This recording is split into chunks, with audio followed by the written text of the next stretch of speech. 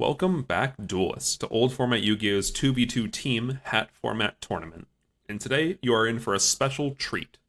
If you've been watching recently, and you look at the video link, you'll notice that it is probably about double or triple what we're used to. And that's because for the finals, I won't spoil how many there are, but we're going to keep all the matches in one video. And like I said, this is the finals, so let's get in for the breakdown of the duelists. First off, we have down here, representing Team Gadget, CXM or Chris P, who is on Gadgets. He is currently 6-0 with this deck. He is undefeated, and no one thought it would happen playing 48 card Gadgets, but let's just say he's a prophet, and when asked about why 48 cards is the ideal number in a deck, he says it's because it is. So I trust him. And he is against 530 Nyoki, aka Rick, who is from the Envoys of the Gulag, a great team name. I mean, if they made it to the finals, it must be good, right? And he is on Lightsworn Ruler. Just to go over the format a little bit, if you're just tuning in for the finals, I know a lot of people do that. This is a 2v2 tournament, meaning that two matches are played between the two different people from opposing teams. And if one team wins both matches, they win, it's over. However, if it goes 1-1, then the losers of both match play off in a playoff match 3. So we'll see if we get there. Let's get into it. Looks like Rick is going to end up going first, which is scary because Lightsworn Rulers are scary. He's going to open up Soul Charge, Necrogardener, Tidal, Eclipse Wyvern, Wyvern Buster, and Lumina. Not an amazing hand, but not horrible. He's just going to Lumina, End Phase, Mill 3, hits Ride and hits Blaster. Not bad at all. Ooh, Chris, meanwhile, opened up some spice. He's going to open up Kage Tokage, Green Gadget, Chain Summoning, Murmelo, Solemn Warning, and Yellow Gadget. For those of you that don't know, probably the unfamiliar card is Chain Summoning. If you can activate it on Shielding 3 or higher, you get 2 additional normal summons for this turn.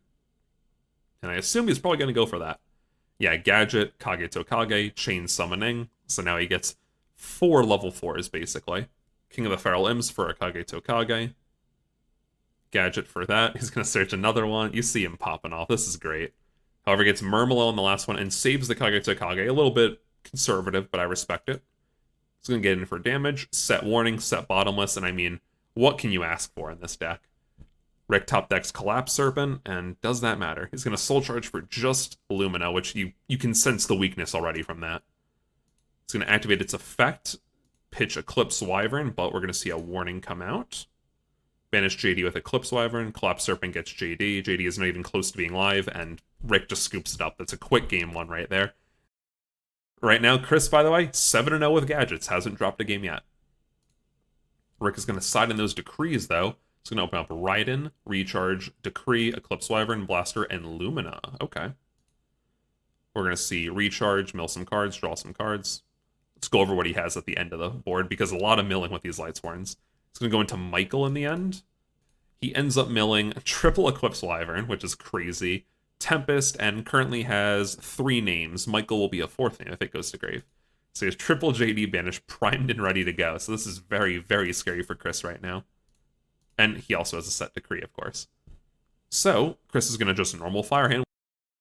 Takes care of the board right now. Firehand kills Michael, pops it. That does give him 4 names, which is scary. Bring out an Ice Hand, attacks in, and he's going to set 3. Soul Chain, Wire Tap, and Bottle. So I forgot to go over his hand, but he also has a Machina Gear Frame and an Ice Hand. Not too ideal, especially when Rick decrees an end phase. We're going to see Blaster, Vanish double Eclipse, get double JD. JD effect, pop board, and it's just going to be a scoop because you just keep paying life and popping cards. So, not ideal at all. And sadly, Gadgets will not be undefeated in this tournament. He is now 7-1.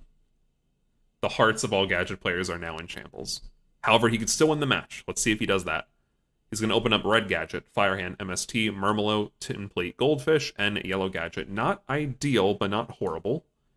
He's going to go for a rank 4 play, looks like. Into the Feral Imps, go for Kage. And yeah, 1 trap, or MST in this case, not really good against Lightsworn Ruler, so not ideal. We're going to see on Rick's side, Lila, JD, Soul Charge, Blaster, and Jane. Also not ideal. So, let's see what can happen.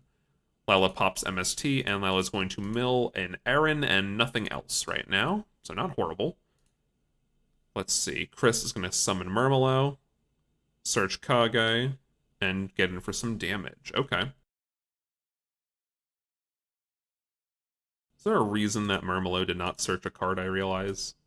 I don't know, actually. Maybe he forgot about it, which is very strange. Maybe he sided it out. No, that makes no sense. I think he just forgot about it. Go for Giant Hand. Okay. Rick's going to fire off the set Soul Charge, go for Aaron and Lila, summon Jane, end phase mill 8. We'll go over that afterwards. He's going to hit a couple dragons, one Dragon Roller of note. Minerva mills an extra card, but this is 1, 2, it's 3 names, 4 on board, so the question is, can Chris kill him this turn? I believe the answer is yes. Because it just goes summon Gadget, summon Kage, that clears, and then King Feral gets in for game, so looks like Team Gadget is going to be carried off the backs of Gadgets, because right now Chris is 4-0 in matches and 8-1 in games. Pretty crazy, honestly. Or actually, it might be 7-1 in games. I don't quite remember, but you get the point. Oh, no, it's 8-1. He's good. So, at this point, just for the people who are new to this, Team Gadget is up a game. Or, sorry, Team Gadget is up a match, meaning that in the other match, if Team Gadget wins, it's over. If not, then the losers will end up playing in a third match. But let's get right into that. Match 2. Alright, for match 2, we have J-Roach 33 down here. Sadly, the sides flopped, but J-Roach 33 is from the Envoys of the Gulag. He is on Madolches, aka Roach, by the way, versus Helmet or Adrian, who is on Team Gadget, and he is on Hat. Let's see where this goes. This is match point for Team Gadget. Also of note, if we go back in time, Team Gadget actually lost to the Envoys of the Gulag because Adrian up here lost 2 matches in a row. So, will history repeat itself? We'll find out.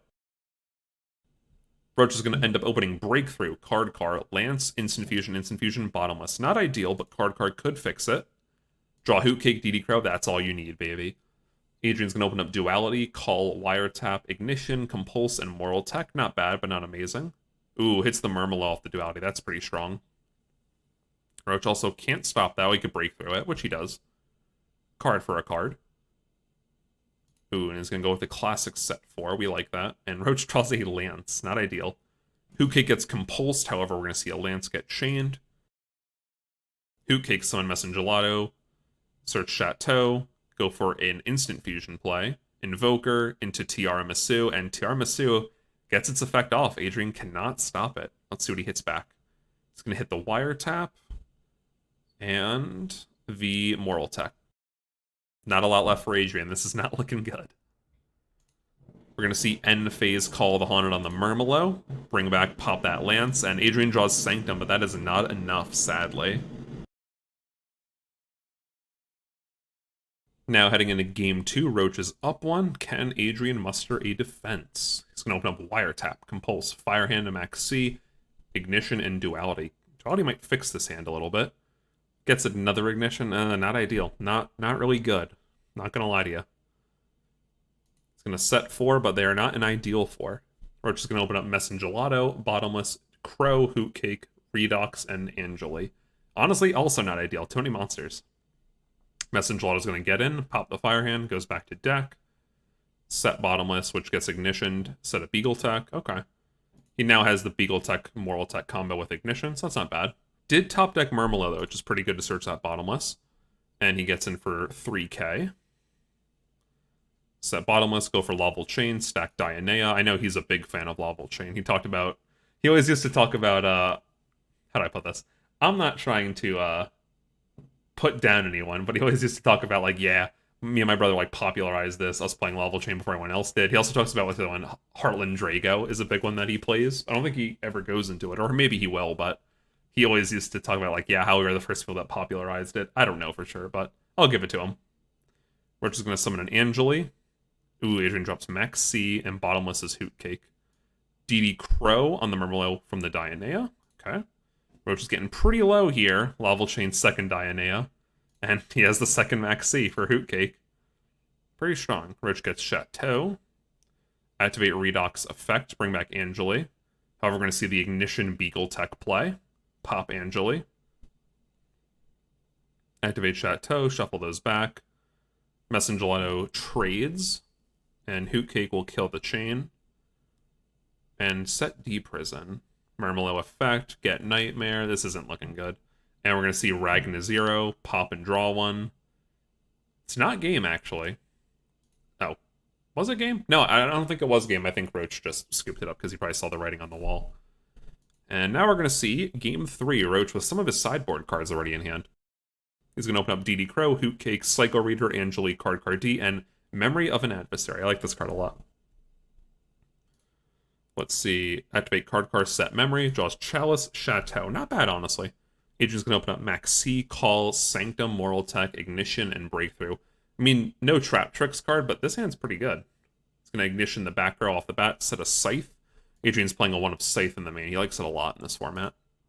We're going to see Angeli come down into the Maxi. Hootcake gets in for some damage, but Sanctum will say no to that. Ooh, oh, I remember this play. So Beagle Tech pops the Scythe and the Moral Tech, but Roach had the Cycle Reader. I remember us like popping off in the call, which was really, really fun because that is a gigantic minus right there for Adrian. Roach is also going to set Warning Chalice. Adrian summons an Ice Hand, which gets warninged, so no effect. It's going to activate Hootcake, and then Adrian tries to... Or, no, sorry, still during his turn, but Adrian tries to call the Haunted Ice Hand into the DD Crow, and these hand traps are killing him. We're going to see Hootcake activate. Messenger Lotto gets breakthroughed, I believe. Yeah, that's what it looked like happened. However, Tiara Misu comes down and does not use its effect because there are no targets. That's funny. It's always fun when that happens.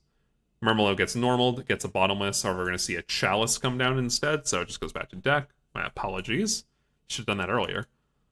We're going to see Cycle Reader get banished for Hootcake. Okay.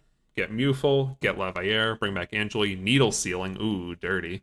And we're going to see a normal summon Hootcake for Roach. Just get in for 2k. Hootcake's going to activate. Adrian only has an Ignition, so not much to do here. Ooh, Instant Fusion. Go for a Levayer. Go for Messenger Lotto. Search Ticket. We're firing on all cylinders here for Roach. And gets in for game. That Ignition did nothing. It's a shame we could have seen the Skullmeister go off. So, if I'm not mistaken, I think Roach might have had... Adrian just keeps drawing. I think Roach may have had 3 Skullmeister, 3 Crow. I know he had 3 Crow in the main, and then double Cycle Reader, I think. So he had 8 total hand traps to stop, and Adrian's just making stuff right here. But either way, Adrian loses the match, and we're going to go to the final match in the set, which, I mean, this is the final game of the tournament. This determines who wins. Down here in the bottom, our representative from the Envoys of the Gulag, we have 530 Nyoki, aka Rick, on Lightsworn Ruler, versus Helmet aka Adrian on Hat, who you just saw lose. This is a close one. This is anyone's game. However, these two duelists played before, and Rick did win. So, let's see what happens. This is for all the marbles, all the money in the pot.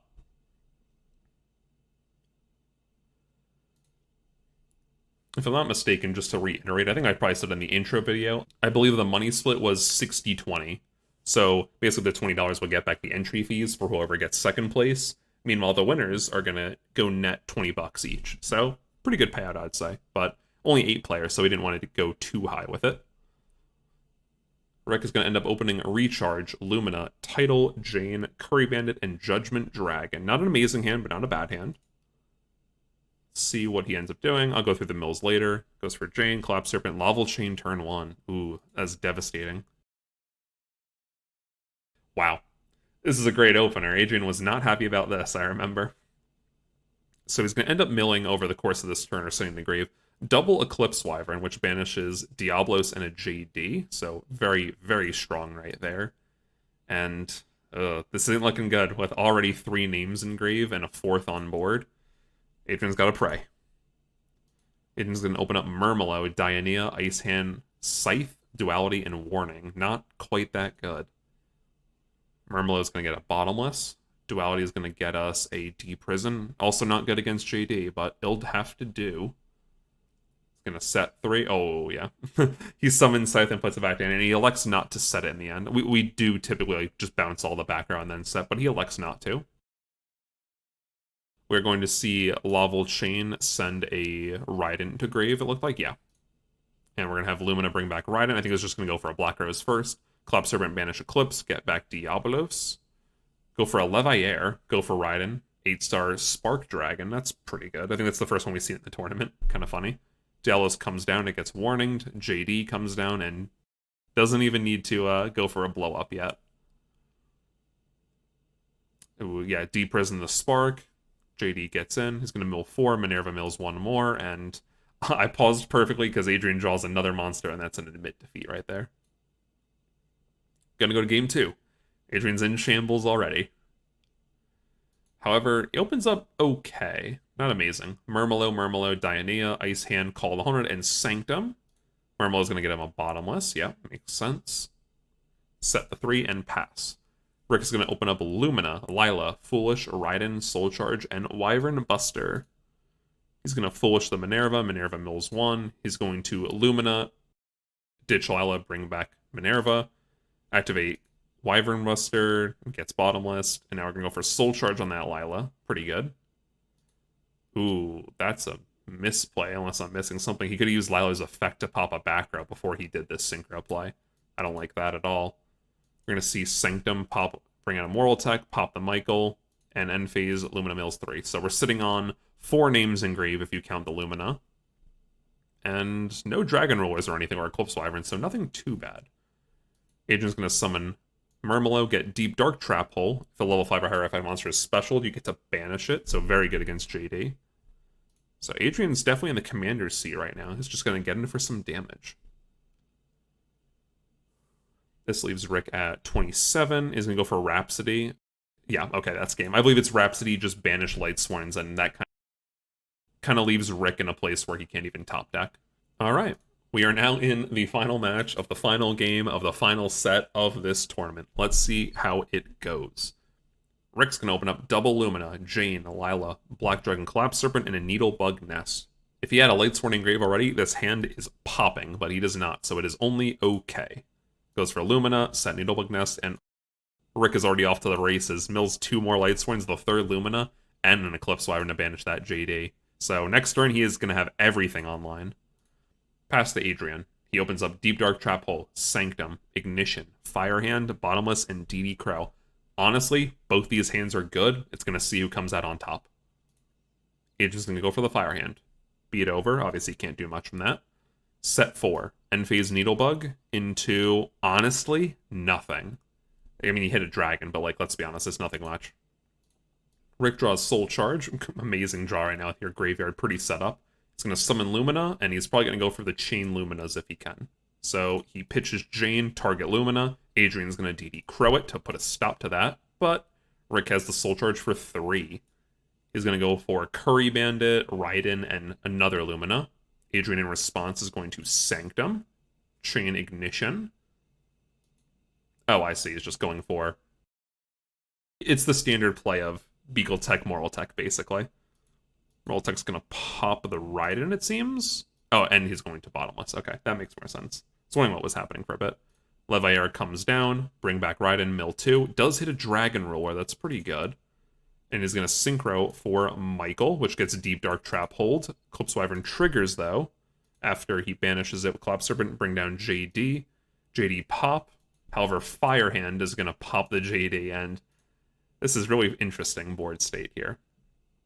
Because, oh, Wyvern Buster and triggers to bring that out. Is a very interesting thing here, you could say. Just because they're both top decking. However, Rick does have Dragon Rollers, so it's a lot easier. But then again, Adrian also has Dianea. So, oh, Dianea doesn't even trigger. So definitely I'd say Rick is in the driver's seat here. And of note, for that whole turn, I mentioned this in the intro video, and I didn't bring it up too often because it wasn't able to be done too often, but if a set ever went to match 3, there is allowed coaching at that point. And I remember that turn, Rick and Roach, the 2 teammates on the bottom, were like talking for like 10 minutes about how to navigate that turn and play around all that back row. And in the end, it actually turned out pretty well, because if you're in a low resource scramble, I think Lightsworn Dragon Roar has a much better top deck potential. But either way, Adrian top decks Mind Control, and he can now go for a rank 4 play, which is very strong here. I know Adrian before this draw was saying, I have so many outs in my deck, I pray to God I draw one, and he hits the Dweller, which is really good. He's going to attack in for 22, because he has a water monster underneath. And yeah, when Rick draws, he's going to activate Dweller, and Rick draws Collapse Serpent. Adrian draws a Soul Charge, which is game in a roundabout way. And it was funny, because right before this match, Adrian said, I played Volcasaurus, but I never went into it. He's going to activate Volcasaurus, target the Collapse Serpent, Let's fucking go. So at that, I'm waiting for the admit defeat. Team Gadget is going to take it all. Granted, they did play pretty much what the format's known for, Hat, but I think between you and me, that Gadgets are what really carried the whole tournament. And sadly, the Envoys of the Gulag are going to get second place. They're going to receive $20 total split between them. Meanwhile, Team Gadget's going to get the whole total of $60, going plus $20 each, which is pretty good for this kind of tournament, I feel. I hope you all enjoyed. Let me know what you thought about this. I'm going to upload another video, hopefully tomorrow, about just my thoughts on this tournament going forward, because we plan to keep doing these tournaments, but at some point we're going to run out of fun ideas to do. So we want to get feedback on what we already did. We want to see how we can improve, like this 2v2 format or the Edison point buy system tournament. And I won't spoil it yet, but the next tournament coming up is going to be very, very interesting with the format we chose for it. And I can't wait for you guys to see that. But either way, remember to like, comment, subscribe, and have a good one, duelists.